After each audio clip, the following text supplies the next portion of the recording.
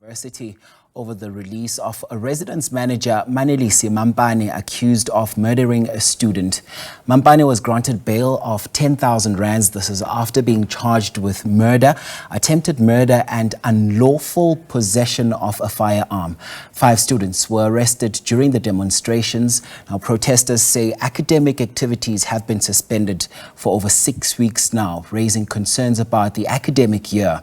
For more reaction on this now, we speak to Lukhanyo Daweti, who is the Secretary General of the South African Union of Students. Thank you so much for your time on the program this morning. So yesterday's protest at the Walter Sisulu University escalated quickly. I mean, from chanting to arrests and even petrol bombs. So let's talk about where all of this starts in essence. Thank you very much for having me today. Firstly, you would understand that the culprit that was bailed yesterday is the very same person that shot the student on campus into death. And the very same person who happens to the employee of the Walter Sisulu University. What was very disgusting yesterday was to then see him being granted a bail by the courts. Not only being granted a bail, a person who might have been attempted to be there, an attempted murder, but the person was arrested with unlawful firearm in his possession. So you can tell the anger of the students where it erupted. It's really coming from those from those issues that I've just raised. And Mr. Daweti, would you not say that this perhaps also speaks to a greater problem within the institutions here in the country, because this is how it all starts and then tensions subsequently escalate? Would you not say that perhaps there's always a common point with all of this and speaks to a greater need to now start addressing broader crisis in our higher learning institutions? Let's talk about the role that you as a union also play in all of this. Our biggest role as the union in the sector is to ensure that students across the sector are well represented, besides let alone their race, gender, where they come from. But now you would agree with me that this particular incident of Walter Sisulu, it's unique, let alone the protests that followed after it. But it's unique in the sense that after the incident happened, you would understand a number of things that were then echoed by the institution, that this was not a student and this was not. So there were many issues that had built up, that were built up scenarios coming to this. But I do agree with you that generally when there are tensions in the sector, we tend to go to the streets. Of course, you know why? Because most of the time when we address our matters in the boardroom, we tend not to be listened to. But the only language that is being understood, unfortunately, by the universities, is when students are going to the streets and say all tools down, so that there is no progress in the academy. But what I must say is that from our side as the union, we do not support a vandalism of any property of the institution. We always support the peaceful protests that speak to the realities that are affecting students. So, but the unfortunate part for this situation of Walter Sisulu is not only the higher education that is involved, but the justice of the country is involved. And we have taken upon ourselves that as the union, we will write to the Minister of Justice to seek an understanding on the merit of this man while he has killed a student, innocent student on campus, whom then later the institution said this was not a student, while they knew very well that he was registered at the institution and he was studying there. And you just led me straight into my next question. I want you to give me a fair assessment of how you think some of these institutions handle all of these conflicts, because ultimately when these students take to the ground or take to the streets in protest, you will hear them say that they've tried many times to engage with the authorities at the particular institutions, but they were not forthcoming. They were not able to sit with them and engage with them. And then they subsequently say that protests are the last resort for them. them. I'm going to ask you to be frank with me. What is your fair assessment when it comes to institutions of higher learning and engaging these learners before they take to the streets? Do you think they are forthcoming, or there's a lack thereof to say that they're not really willing to engage them? And what is it going to take to actually change this? No, the reality is that within these institutions, we have a bunch of executives who are not interested in engaging students.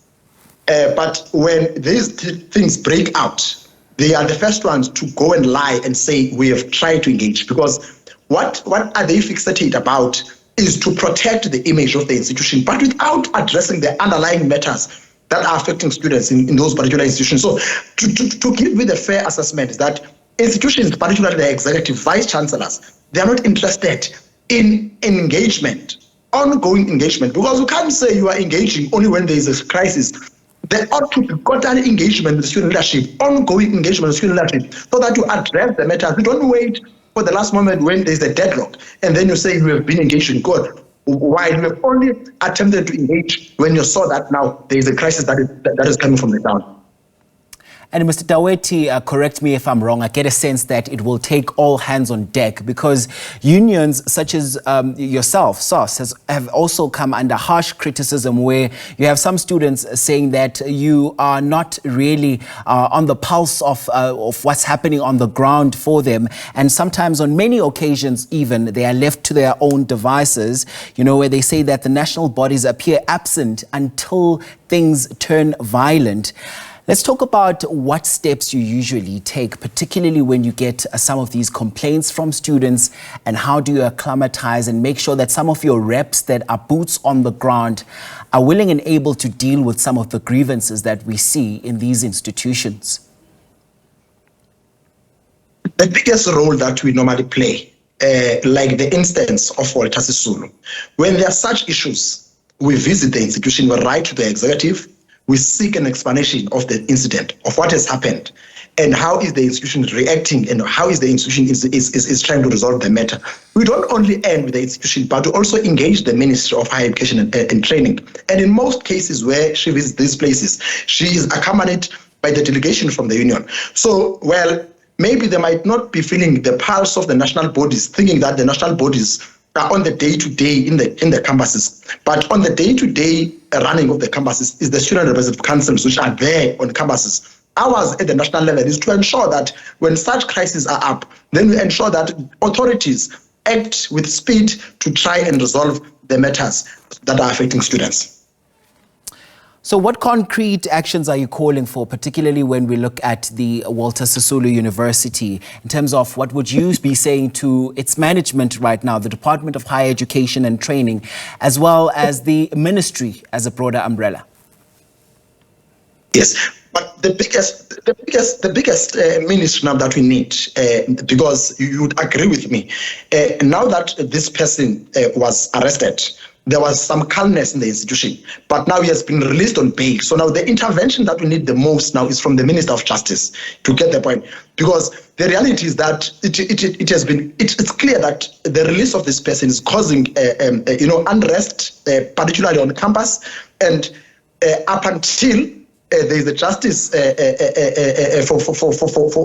the student that we have lost, and then the student can be able to go back to class. But of course, the Minister of Higher Education and Training, together with the management, they have a responsibility, together with us, to engage students in trying to make them understand that we can't then lose much of our time, particularly for the academics, because now it's June. They are supposed to be going back to examinations and write for the mid-year exam. So we have that responsibility to at least engage them at the level that they can lose their academic year because of this one incident. But while we also ensure that the Minister of Justice is on board in helping us in resolving this matter, because clearly it is creating an unrest which has a likelihood of making the sector unstable.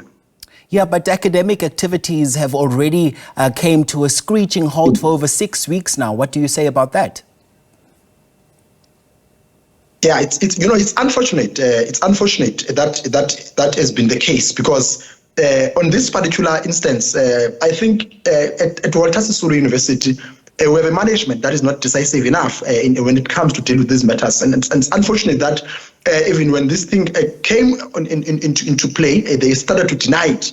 Now that we're in this situation, we will have to find other means, because I remember when we had such a situation during Christmas fall, some of the students were then forced to go and study online. During COVID, we had to study online because, remember, not everyone is on the streets. An academic program has to continue. We can't strike for the entire year. Right. That's Lukhanyo Daweti, Secretary General of the South African Union of Students, sharing his perspective on the situation at the Walter Sisulu University. Thanks very much indeed for your insights this hour.